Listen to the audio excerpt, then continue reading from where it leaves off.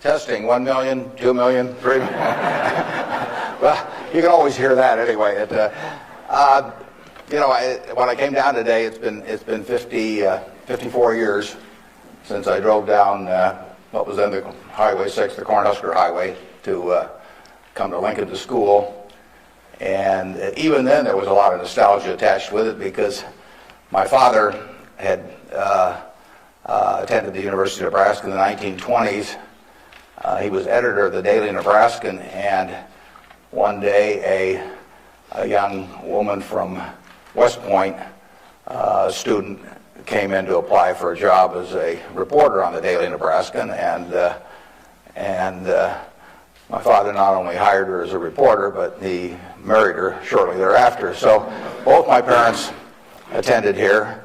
My grandfather on my mother's side was here in the 1890s, and so a lot of good things have happened to me because of the University of Nebraska. I received a terrific education here. I was telling the dean the most valuable thing I learned here, but I learned a lot, but the most valuable was accounting, and we had a wonderful professor named Ray Dean. There may even be something named for him down here, isn't there? Yeah, he was, I'd been to the Wharton School, I went to Columbia Graduate School subsequently, and I took a lot of accounting courses, but by far the best instruction I received in accounting came from Ray Dean, and there's nothing more important. People ask me what they should take in business school, or even if they don't go to business school, what they need to know before getting in business, and I tell them, you have to understand accounting. It's the language. I mean, it's like being in a foreign country without knowing the language if you're in business and you don't understand accounting. So you want to get as comfortable with that as you are with the English language.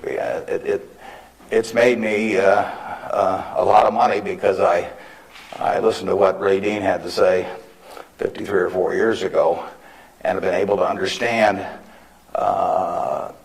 what I was seeing on pieces of paper, what that told me about businesses, and the limitations of what it told me about businesses.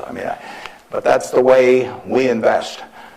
Yesterday I was in Knoxville, Tennessee, and we bought a company. We agreed to buy a company called Clayton Homes about a week ago. It's a big company in the manufactured home business. We agreed to pay $1.7 billion for it. I made that deal over the phone without ever meeting the people there, but I had seen enough through reading 10Ks, 10Qs, annual reports, but looking at figures, what they tell me in terms of the kind of people even running the place, the kind of accounting decisions they make and so on. I was able to make that $1.7 billion transactions over the phone. Yesterday was the first time I met the people, and their board of directors had actually approved the deal a week earlier. So it's, I couldn't have done that if I hadn't have, had a great time at Ray Dean's class 53 years ago. So if I'm going to tout one thing, aside from this particular leadership class, of course, if I'm going to tout one thing, I would tell you that get comfortable with it. It may not happen the first week or the first month in the class, but get very comfortable with accounting. So that I run into CEOs periodically who really don't understand it. They try to bluff their way through, and you can see it in their faces. They're frightened almost when somebody hands them a balance sheet or an income statement. They really don't know what it means, and they have to count on somebody else. And that's something you shouldn't count on. We make all our acquisition decisions ourselves. I mean, we don't call in consultants or anybody. We don't call in investment bankers, much to their disgust. No investment banking fees in the Clayton Homes deal because it's my responsibility running Berkshire to understand enough about our acquisition decisions to make them based on the numbers that I see and what I see there. This course, however, is about leadership, and I'd like to talk just for a minute about that. And then I'd like to really talk about whatever's on your mind, and we'll get questions. But leadership obviously it's a very simple thing in concept. My job as the leader of Berkshire Hathaway is to have visions and goals for the company overall with a long time horizon attached to them, and then to get those goals accomplished through other people. That's what it's all about. I can't do it myself, so I have to know where I want us to get to. I have to see over the next mountain if possible, but then I have to get a lot of other people to look over that mountain with me and really do the job. I mean, they are the ones that get it accomplished. So it's getting things done through other people. Now, Berkshire is like many large corporations in certain ways, but it's really quite different in many ways. We have over 150,000 people now working for Berkshire Hathaway in dozens of companies throughout this country primarily, and even abroad a little bit. We have exactly 15.8 people in headquarters, and Deb Ray came down with me today, so we've only got 13.8 there today. And we're probably working just as well with those 13.8 as we would if Deb and I were in the office. But that's an unusual organization. I mean, we have dozens of operating managers, CEOs of their businesses, out there running them today, and they do it without any direction from the home office except for one very limited piece of direction that I give them, which I'll get to in a second. But we have these people, and they're an unusual group of people running these businesses because most of them have sold their businesses to us, and they're very, very wealthy. 3/4 of our managers do not need to work financially. They have no reason financially to work. Probably 3/4 of them are worth at least $50 million, and we have some that are worth in the billions. And yet these people jump out of bed every morning, and work, and they work weekends, and they love working. And why is that? And what's the key to that? Well, the key really is the same reason I keep working. I'm 72. I'm getting Social Security now, so I should be in Florida, pushing shuffleboard around or something of the sort. But I do what I can do. Anything in the world I want to do. But what I want to do is run Berkshire Hathaway. Now, why do I want to run it that way? There's a couple things. A, I get to paint my own painting. I go down there every day, and I feel like Michelangelo. They're working on the Sistine Chapel or something. Nobody else may think it's a great painting, but I get to paint my own painting. I do not have people second guessing me. I do not have people saying, "Why don't you use a little more red paint than blue paint? Why don't you paint a seascape instead of a landscape?" I get to do my own thing. It's a form of creativity. It's exactly like somebody feels it's a professional golfer, or somebody feels it's a painter. They're not doing it for the money, primarily. They're doing it because they like doing something well, and that it happens to be down the route of their talents. And the second thing I like, frankly, is I like applause. I like appreciation. So I like having shareholders who feel good about what I've done. I mean, I have a 96-year-old aunt. And her husband went to the University of Nebraska too, and she is, she has all her money in Berkshire Hathaway, and she counts on me. And she's out in Palm Springs now, and her whole net worth is in Berkshire. And I've got cousins, and I've got everybody in our family has got all their money in Berkshire, and so those people are counting on me, and that's kind of fun to have something where you can actually deliver for other people and change their lives in positive ways. As a matter of fact, we had a couple that nobody had ever heard of up until a few years ago, the Othmers in New York. They came from Omaha. Don Othmer went to Central High. Mitt Othmer, not sure which high school she went to in Omaha, probably South High. They left $750 million when they died. Nobody had ever heard of them. And I think a substantial portion, went right here to the University of Nebraska. It was probably a total surprise to the university.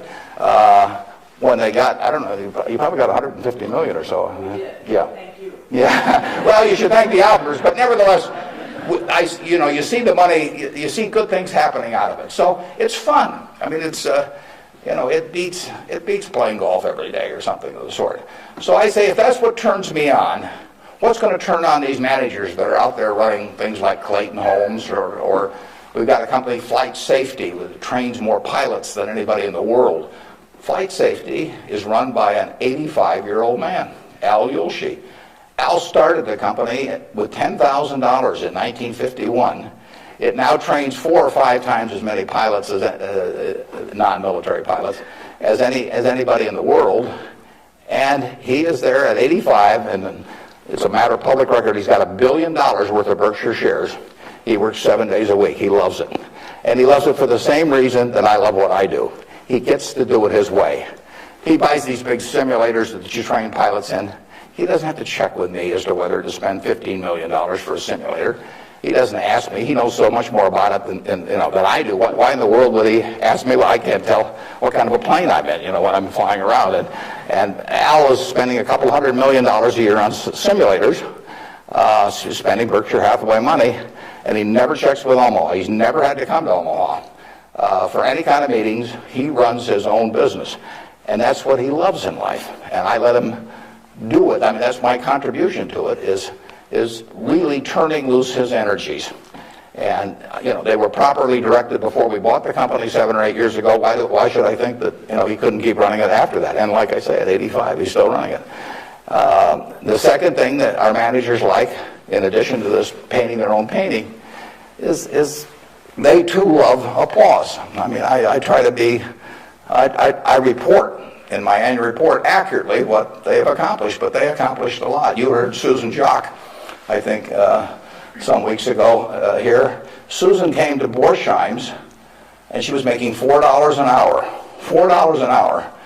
And at age, before she was 40, she became CEO of the second largest independent jewelry operation in the United States, from $4 an hour.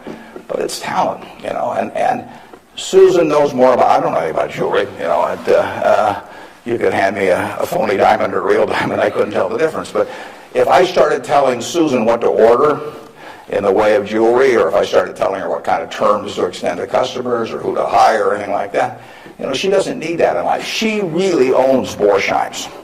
We have the stock certificate, we get the profits. We get accustomed to. But it's her baby. It's her baby. She decides, everything about that place. And so it's her creation. And that feeling of ownership is really extraordinary, and it's so much better. I mean, it's the way I like to work, and it's the way, Susan Jock likes to work. It's the way Al Yoshi likes to work. And Susan, like anybody else in this world, loves being appreciated. I mean, there'd be something wrong with her if she didn't. And the truth is, nobody appreciates her more than I do. I mean, she is a talent. And we are lucky to have her, and we're lucky to have all of these other managers. So leadership at Berkshire really consists of taking a bunch of people who, in a baseball analogy, would be 400 hitters, and just handing them the bat and just telling them to get up the plate and take a big swing. There's very little to it beyond that. One thing I do is I send them a letter.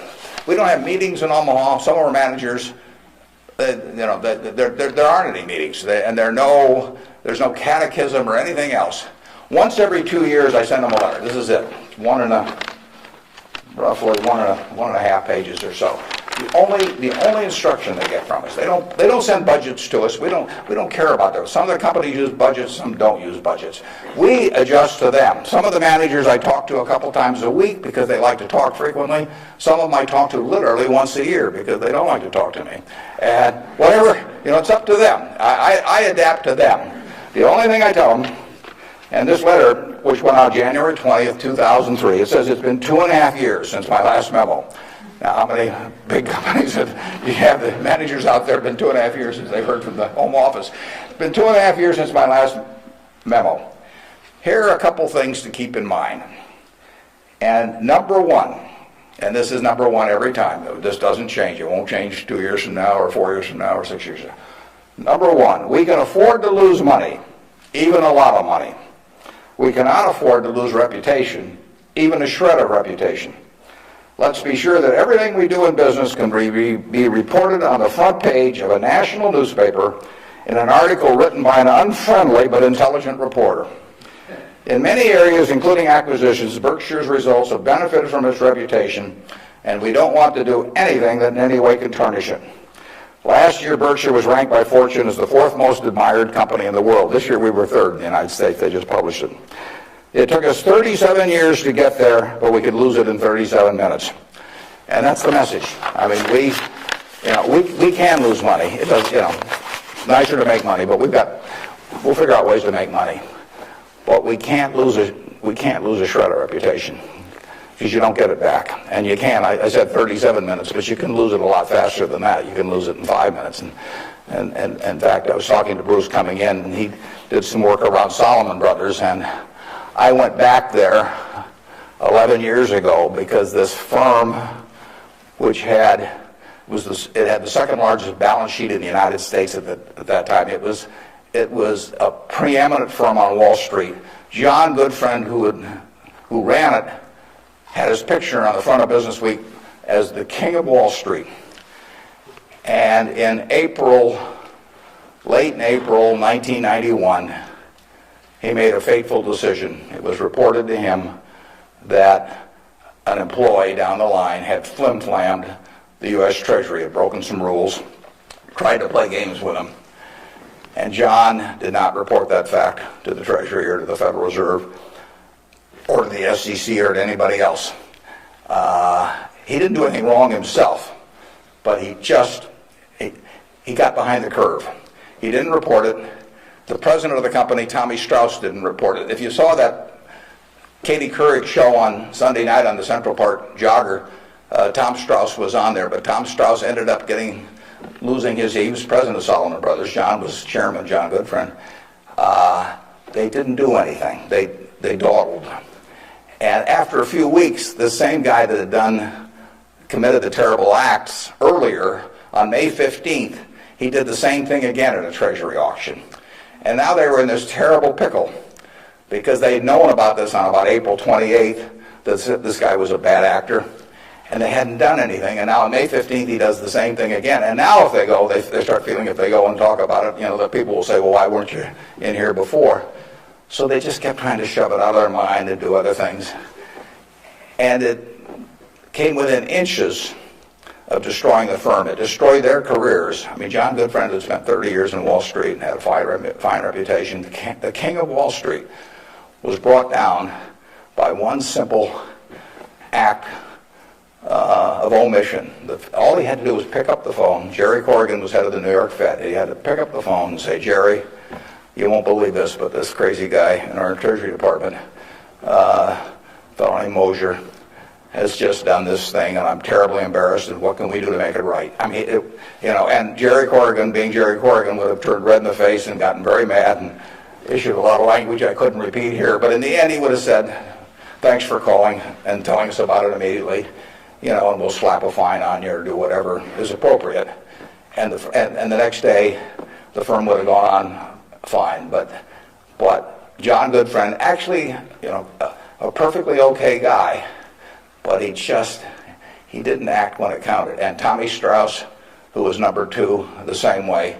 And later on, they were fined and in a certain way kicked out of the securities industry. And Salomon barely survived. 8,000 employees around the world had their future in real jeopardy because of that single act. So just apply the newspaper test. That's what I tell our managers. I could have a 1,000-page book of ethics. I could have all kinds of rules and hundreds of, but in the end, just all you got to do is think about, do you really want what you're doing put on the front page of the paper tomorrow to be read by your parents, by your spouse, by your kids, by your neighbors, by your coworkers? And if you're embarrassed about it, just forget about it. You're all going to do well financially. The nice thing about it is, you live in America in the year 2003. You don't live in Bangladesh. You don't live in America, of 1790 when it would. You live in a society which has a GDP of over 10 trillion, and you can just pick up the crumbs and you're going to do great. You've all got the qualities. It takes three qualities essentially to do well, and extremely well actually in this country. It takes intelligence. It takes energy, and it takes integrity. Now, everybody in this room has the requisite intelligence. You wouldn't be here if you didn't. I mean, it doesn't take 180 IQs, although I'm sure you all have those. But it takes reasonable intelligence. You're getting a great education. You've got the energy. That's why you've shown up in school, and it takes integrity. And I say, if you don't have integrity, we don't want to hire somebody that's got intelligence and energy if they don't have integrity. We'd rather hire somebody that's dumb and lazy if they don't have integrity, because they probably will never get around to cheating us or doing something. Last thing in the world I want is somebody that's lacks in. Mosher had intelligence and energy at Solomon. He was head of the government bond trading thing, and he had lots of intelligence and he had lots of energy, and he went to jail, and he almost brought down the firm. And integrity is absolutely an option. You may not be able to throw a football 60 yards, and you may not be able to run the 100 in 9.8. You may not be able to sink 3-pointers but you can choose where you stand on the integrity scale. You weren't born wired one way or the other. That is an absolute choice you make. And the heroes I've had in life have been the people that I felt stood out in that respect. My number one hero was my dad, but I've had other heroes, Tom Murphy, Ben Graham, people like that. And the reason I admired them was not because they were the smartest people in the world, although they were plenty smart. And it wasn't because they made the most money. That meant nothing. It's really because I felt they were the classiest people that I ever met in my life. I mean, I saw them behave over year after year after year in a way that I could write their story on the front page of any newspaper, and even in an unfriendly tone, and I could not do anything that would embarrass them in the least. They behaved extraordinarily well. And having the right heroes, is terribly important. You tell me who a 10-year-old's heroes are, and I can give you a pretty good prediction about how they're going to turn out. You want to choose your heroes very carefully, because you're going to look like them at some point, and you're lucky if you've got the right ones. I'll give you an aside, and then we'll get on to your questions. But it's something, you're not parents yet, most of you. But when you're a parent, you are the natural hero of your child. You're this great big thing. There's two of you great big things, and there's a little tiny child dependent on you. Right? You are the natural hero, and anything they get to school, subsequently, or anything else, they're going to be shaped more by what they see in this behavior of yours toward them than anything that will impact them later in their lives. And if they want you to be the hero, you can destroy that, of course, and you've seen it done many, many times. But actually, if the parents are proper heroes, the child is about 90% of the way home, and you're lucky if you've had parents like that. And you can be that to your children, or you can be something else, and you're shaping that person. It's nice to learn accounting when you get to Nebraska, but the behavior model that you take on is incredibly important. Let's talk about what's on your mind now. You can ask tough questions. It's more fun for me, and they can be about business, they can be personal, they can be political. You pick it out. And Good morning. When you were rejected from Harvard Business School, there's obviously somewhat of a failure in your mind. How do you adapt to your failures in life to make you more successful? Yeah, well, that's a very good question. How do you turn failure into a plus? And it's true. When I was at the University of Nebraska, one day I was reading the Daily Nebraskan, and it said in room 300 or something, at 3 o'clock, there will be this panel of 3 professors here at the university, and they're going to award the Nathan Gold Scholarship. I don't know whether you still have that around. And at the time, it said it would give you $500 to go to the graduate school of your choice. I don't know whether it's changed in amount, but that was it. So I read this, and I went there to this room at 3 o'clock that day, or whatever it was. And I walked in the room, and there were the professors, and I was the only student that showed up. It really got to them. They were stuck. They kept waiting and looking at their watch and hoping there would be more candidates, but no one came in. So I won $500 by default. And those are usually my biggest triumphs when nobody else shows up. And so here I was. I had $500 to go toward It wasn't limited. Any graduate school for a master's degree. So I applied to Harvard. My dad wanted me to. And I shortly heard from Harvard. And they said, go to Chicago and meet this fellow who interviews applicants from the Midwest. So I got on the train, and that's what you did in those days, and I spent about 10 hours on the Burlington going to Chicago. Then I transferred to another little interurban train to go up to this country day school where this fellow was the headmaster, and he was the big interviewer for Harvard. And I got there, and after about 10 minutes, he said, better think about something else. But, he come back later on. I was 19 at the time, and I looked about 12, and I acted about 8. So it was not a great combination. So he said, forget it. So I took the little interurban train back to Chicago, and I took the 10-hour train back to Omaha. And all the time I'm thinking, what do I tell my parents? It's kind of embarrassing. But it was the luckiest thing that ever happened to me. Because if I'd gone to Harvard, I would have gone to a 2-year business school. I instead applied to Columbia, where I could graduate in 1 year and get a master's degree. Luckily, that by the accident of it and being in the Nebraska National Guard, which did not get called up for the Korean War, I missed going in the Korean War. I got to meet Ben Graham, which had an enormous effect on me subsequently. And I probably got my wife that way because she was going to Northwestern. And I was able to put on sort of a full court press because I got out in 1 year. And otherwise, she'd have met some other guy. I mean, I got her before the competition showed up. And so it worked out wonderfully. It couldn't have worked out better. And that's been my life, basically. I mean, things, you will get some disappointments, but the future is what counts. It'd be fun if I knew every decision I was going to make was going to be perfect. It would not be as much fun. It'd be like playing golf and knowing you're going to hit a hole-in-one on every hole. You wouldn't play golf if every time you got on a tee, you just took a swing and the ball ended up in the hole. It'd be fun for a few days. You get on TV, but the game would not be any fun.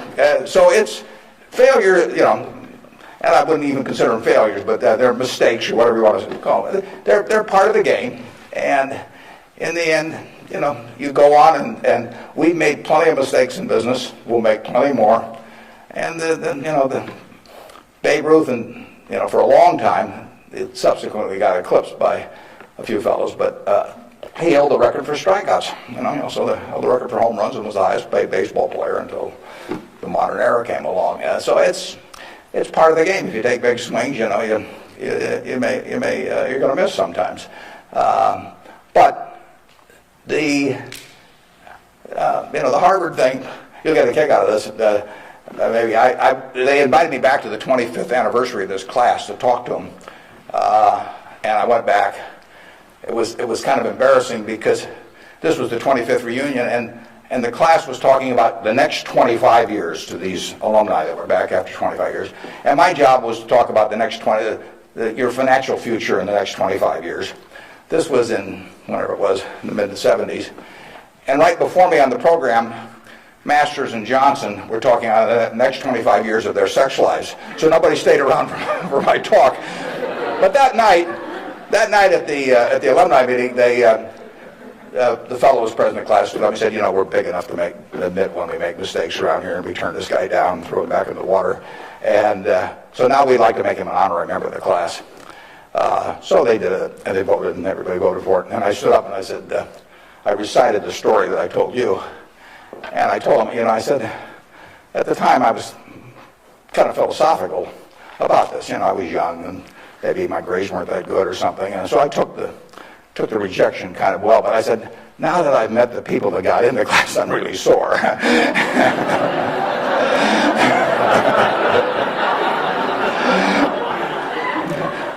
Okay, who's next? Yeah. You can ask it, I'll repeat it. Okay. Yeah. I guess my question to you was, after you're dead, how do you want to be remembered? And how do you go about in your day Yeah, well, really, I only want the minister to say one thing at my funeral. If he gets up there, and they play a few little hymns and everything, maybe they'll play There Is No Place Like Nebraska. That'd be great. I just want him to stay up there and say, my God, he was old. You know, I'll settle for that. But the truth is that, to some extent, Berkshire is my creation. So I would like people, to the extent that people regard that well, that's what counts. I mean, that's my painting. And I hope that people look at, I've been running it out for almost 38 years, just about 38 years exactly, and it means I only got another 30 or 40 to go. And I hope that we have done some things differently than other corporations. We've operated on a different model.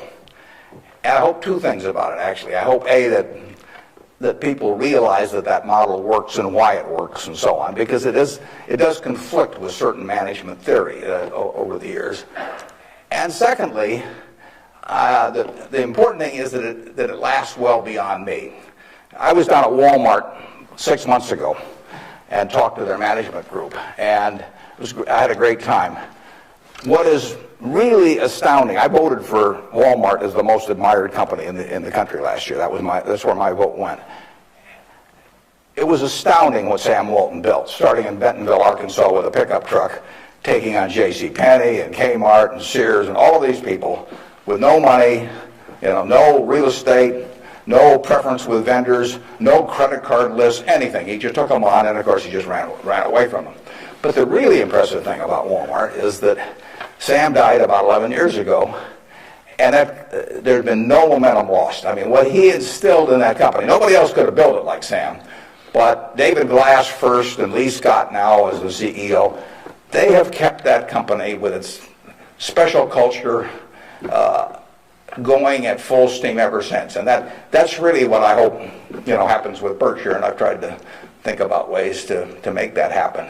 But the real test will be if 10 or 20 years after I die, that the special culture that I think is part of Berkshire is not only just as strong as ever, but even stronger. We have a situation at Berkshire where in 38 years, we got all kinds of CEOs out there running all kinds of businesses, 3 or 4 of them in Omaha. We have never had one CEO ever leave us, period, to go someplace else. I mean, I don't know that there's any place like that in the country. So it's been and we've never issued a stock option. You read in the papers that you got to have stock options to attract quality people, all that sort of thing. I mean, we've never had a share of them, and in the end, I don't know how many dozens of managers we're talking about, but no one has ever left for another job, and some have been offered way more money. In fact, Ajit Jain, who runs our reinsurance operation, probably could have increased his income 10 times, tenfold. Now, he's already making many millions, but tenfold. But he doesn't want to leave. And that is the culture that I hope we can maintain, and that's what I'd really like to be. If I've done anything to contribute to that, continuing after I die, that would be terrific. Of course, I actually plan to keep managing Berkshire after I die. You have to understand that. I have given all the managers Ouija boards. I've got these dark rooms they're going to go into, and I'll be there. Mrs. B at the Nebraska Furniture Park worked till 103 at Berkshire, and she's sort of our examples. And then she took off from work, and she died the next year. So it's very dangerous to quit as early as that. Yeah.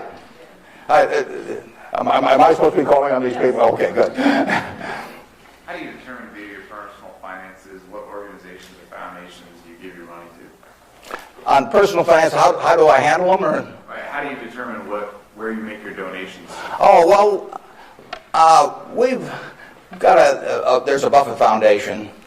Eventually it will have everything. I mean, basically everything I've made will go back to society. America's done it for me, and that's where it should go. I've got about an 8-page letter that the trustees have already seen. Incidentally, there's very few trustees. I don't believe in large groups of people making decisions. It gets to be, it sort of descends to the lowest common denominator. So there's only, maybe 5 or 6 trustees. Interestingly enough, not just by accident, but I picked the people who I trust in the most in terms of both their intelligence but also their quality to run it. After I have people I feel the surest of, a significant majority will be women. It'll be a woman-controlled foundation, and probably the largest foundation in the world at the time, but with a very small number of trustees. I have, in my letter, I tell them that I'm not going to give them any specific instructions as to what to do with the money. I tell them that their judgment above ground will be better than my judgment 6 feet underground. So in the end, I want them to do a couple of things. I want them to attack really big, important causes. I don't want them to give $1 million here and $1 million there and everybody that that asks that they know and that sort of thing. So I don't want them doing things with an eyedropper. I want them to take very big swings. And then I want them to measure what they're doing by the importance of what they're doing as contrasted to the natural funding constituency for that. Now, taking the health field, you got the National Institute of Health spending billions and billions of dollars. You got all kinds of money going into medical research. It'd be crazy, in my view, for the Buffett Foundation to be engaged in medical research. It's not that the subjects isn't important, but there's already a huge funding constituency. It would be crazy for the money to go to Harvard or something of the sort. It isn't a fine educational institution, but you've got all of these people that give money to Harvard, and they've got a rich alumni base and all of that sort of thing. So I want the combination of a terribly important program and the lack of a natural funding constituency. Well, where do you find that? You find that with unpopular causes to quite a degree. Rockefeller felt somewhat the same way. It's interesting. He was the first major patron of any sort of black colleges in the United States. Now, if you think about it, black colleges had no funding constituency. Their alumni didn't have any money, basically, if you go back 75 or 100 years.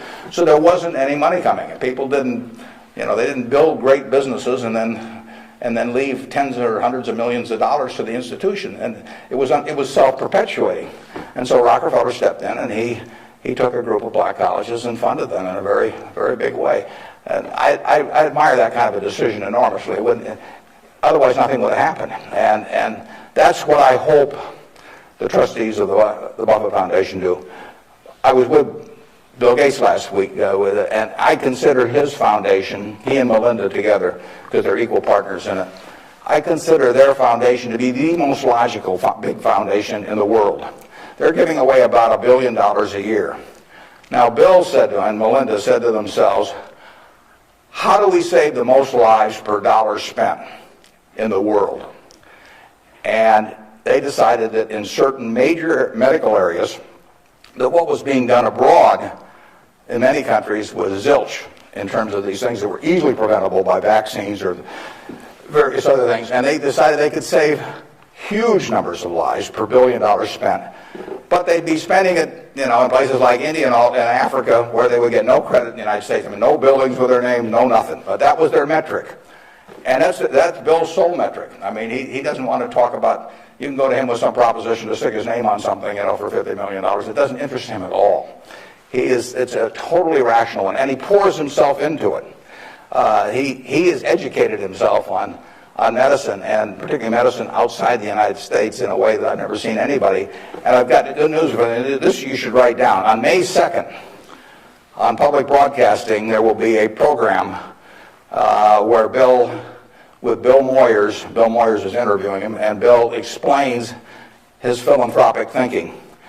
And I went there. It was taped at Columbia University, and in fact, you may even see me in the audience sitting next to Melinda. But it's going to be a great program.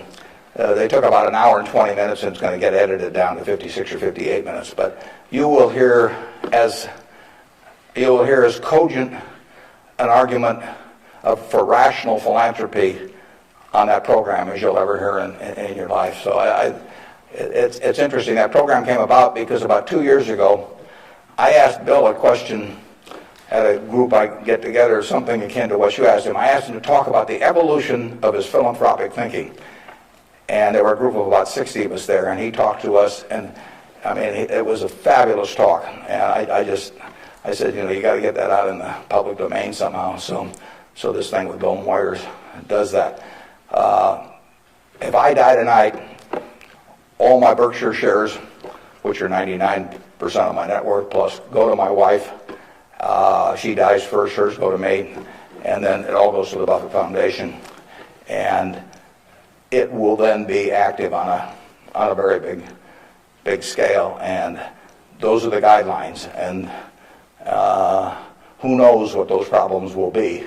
I mean, it might well have been civil rights in the early 60s. I mean, the civil rights organizations, were not being funded by anybody. And I mean, money wasn't the big problem, but it was a problem in the civil rights arena.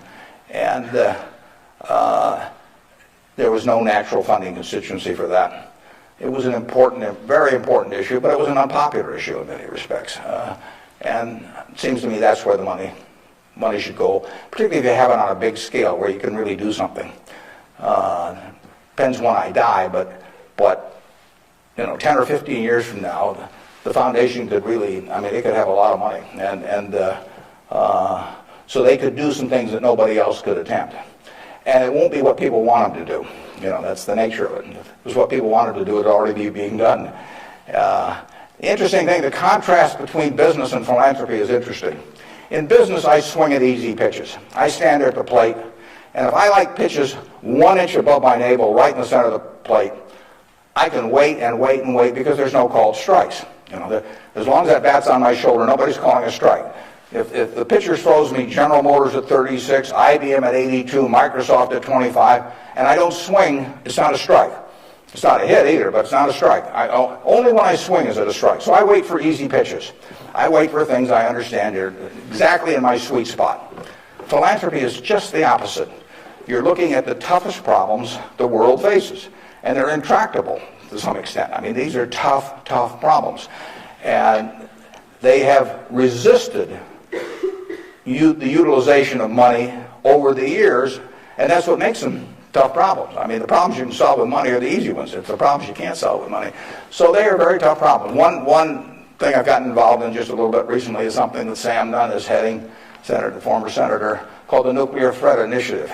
And essentially, Sam Nunn, who is as well informed as anybody in the world on the subject and articulate and everything, is working on the problem of the nuclear materials and or nuclear talent that exists around the world that might become available to terrorists or to governments to impose on the rest of the society. And there are vast amounts of uranium and lesser amounts of plutonium, and there's a lot of unemployed Russian scientists and so on. So this is something that Ted Turner actually set up a couple of years ago and got Sam to handle. And because AOL Time Warner stock, which was being used to fund it from Ted, has gone down a lot in price, they've run short of money. So that's something I'm involved in. It doesn't, it's not something that has any popular appeal. You can't send out something and get hundreds of thousands of people to respond. But that's the kind of thing that I think the foundation should be doing. Yeah. With the government possibly considering eliminating double taxation on dividends, would you ever consider declaring a dividend on your stock? And what kind of decision-making process do you go through when you're looking at those businesses? Yeah, the question is, with the government considering eliminating the double taxation on dividends, would that change our attitude at Berkshire toward paying dividends, and what sort of decision-making framework do we have about whether we pay dividends or not? Berkshire, I took it over in 1965, and we paid 10 cents a share one year. It happened in the late 60s. I can't remember it. I blocked it out of my mind. I must have been in the men's room or something, because that was the only dividend we paid. The determination is very simple on dividends. Can we retain $1 or $1 billion, or whatever the amount is, of earnings, and have that dollar become worth more than $1 in immediate present value? Now, even though it may not get used for a few years or something of the sort. In other words, is that dollar worth more than $1 if kept in the business? Forgetting about taxes entirely. Let's assume a total tax-free society in terms of dividends. And the answer to that so far has been yes. We have kept the dollars that we've earned, and we have created more than $1 of market value for every dollar we've retained. And as long as we can do that, it's silly to pay out $1, even if it's not taxed, and put it in my pocket, where it's still only worth $1 if I can create more than $1 worth of value in the stock. So we have done that now for a lot of years. It doesn't mean we can do it forever, but we've done it for a lot of years, and that is the test. And you will find in the back of the Berkshire Hathaway annual report, which we'll be glad to send to any of you. It's on the internet also. But you'll find in the back of the Berkshire report something that isn't in any other report that I know of. It's something called the Economic Principles of Berkshire Hathaway. That's been in the report every year now for at least 20 years. And those principles don't change. That's why they're principles, and it's why I'm willing to lay them out. I mean, if I act in conflict with those principles, I expect the owners to, to call me on it. But I look at the investors in Berkshire as my partner. Now, I'm the managing partner. They can't, because I own so much stock, they can't do much about me. So they ought to know what the game is if they join us. And that doesn't mean everybody wants to join us, but they ought to know what the rules are. Just as if you and I were starting a partnership and I was going to run it, you'd want to know, how we were going to conduct business and what my thoughts were and what my time horizon was. Would we ever sell? Would I make distributions? All that kind of thing. So those principles cover this point you raised. I don't forget what's the third or fourth one or something like that. But it's explained there, and I want people to I want our owners to understand it. I mean, I look at every owner when I write my annual letter to shareholders, which takes me an ungodly amount of time. I mean, it's miserable. But nevertheless, it's important because it is the one time a year I'm talking to my partners. And when I started out, I actually mentally put Dear Doris and Bertie, because those are my sisters. And they have all their money in Berkshire. They're smart, but they're not financial types. I mean, they're not spending their time on that. And I essentially want to be talking to them as bright people who don't know a lot of financial jargon necessarily, but they're interested enough that they'll read a lot because they got all their money in it. So I don't have to worry about keeping it short or anything like that. If I'm talking about their money, I've probably got their interest, and I take that off at the very end, and then I take off Dear Doris and Bertie, and I put to the shareholders of Berkshire. But I want to tell them exactly what they're in. I want it to be just as if our roles were reversed. That's always the test. If Doris and Bertie were running the place, and I was living in Carmel, California, like Bertie is, what would I want to hear from them, the managers? And one of the things I want to hear is just exactly the question that you asked. What is your attitude about distributing money from the company? Because I get to make that decision along with the board of directors, and they don't. And some managements withhold money that really belongs to their owners because they like building a kingdom. Some of them, do it out of fear or anything like that. I think I'm doing it for a rational reason, and I want to explain that reason, but I tell them how to test me on that too, because I think I should be tested. And it's a very important relationship that really has deteriorated over the years, in my view, between management and owners. I mean, you've seen in the last 10 years a slippage, in my view, of the behavior of American CEOs. I mean, obviously, all kinds of exceptions, but it's very interesting because they're not crooks or anything, most of them. There's a few, and they've gotten a lot of publicity lately. But nevertheless, they have behaved as most humans do. They've sort of picked up the behavior of those around them. That's why it pays to hang out with people better than you are. I mean, if you hang out with people better than you are, you'll become better yourself. Everybody behaves better that's around my wife. I mean, even including me, starting from a low base. But she just has that effect on people, and other people pull you down. I mean, when I was in the National Guard and we would go to camp, in about an hour I was reading comic books. Pretty soon everybody's reading comic books. The language, every other word becomes some form of profanity. Everything. You just sink. Well, what happened to American CEOs in the 90s is that the behavior, the situational ethics, sort of caused behavioral norms to sink. I say it's a little like how Mae West described her career. She said, "I was Snow White, but I drifted." And American management drifted to quite a degree during that period.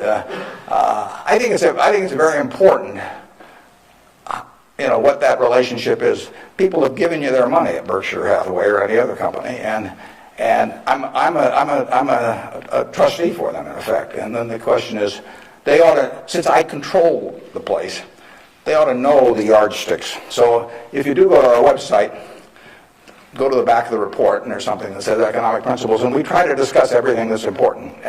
And I tell them I'm going to put them in there every year so that they can hold me accountable. Yeah. You talked quite a bit about flexibility in your many different companies and so forth. If you could elaborate a little bit on the personal qualities and professional qualities that you look in those executives that you place in those companies. Yeah, and the question is about the personal quality we look for in the executives we place at our various companies. The first thing is we don't usually place them. I mean, they come with them. We don't have anybody to place. So I have the problem occasionally, if somebody dies, or to replace a CEO. But most of our CEOs came with the deal. Clayton Homes, which we're buying, comes with Kevin Clayton running it. We will put no one in there. He will run the place just as before. But in terms of the personal quality, when a seller comes to me with a business, whether it's Clayton or any of the others, Ike Friedman at Borsheim's, Mrs. B at Nebraska Furniture Mart, when they come to me, the first question I have to ask myself, because I'm counting on them to run the place, I have to decide, do they love the money or do they love the business? Now, there's nothing wrong with liking the money. I mean, they all like money, but they've got to love the business. They've got to have a passion for it. Because if I give them a whole bunch of money and they love the money and they don't love the business, no matter what they tell me, 6 months from now they'll be gone. I mean, they'll just all of a sudden say, why am I getting up at 7 in the morning just so I can send a lot of money to Omaha? I mean, it won't work. So they have to love the business. I mean, I want people with a passion for the business. I used to say that I had a one-line employment form. One question employment form. The question was, are you a fanatic? If you answered yes, you got the job. Because I want somebody who's fanatic about their business. I mean, you want people that love teaching if you're in a classroom. If they don't have the passion for it, it doesn't work very well. So now, if they've got the passion, and our managers do, but not everybody would. The financial operators don't. We've never bought a business from an LBO operator or a financial operator because they don't give a damn. I mean, all they want to do is make sure your check clears, and they're gone. And it isn't going to work if we try to buy from them. So we buy from these people who love their businesses. And then really my job is just to make sure that I don't mess it up and create conditions that cause them to quit loving it for some reason, because they come in loving it. Only I can mess it up. And they care about being treated fairly on compensation, but they don't measure it against everybody else. They don't have a lawyer they're negotiating with me. I mean, I don't have a compensation arrangement with any of these managers that can't be put in one paragraph. And then I go to other companies where they have a lawyer come in and there's 80 pages, and it tells what's happened, how much they get paid at severance, if they end up going to jail. I won't deal with somebody that thinks that way. And that's fine. There's a self-selection process in terms of who comes to us. There's this invisible filter out there that causes the Claytons of the world, the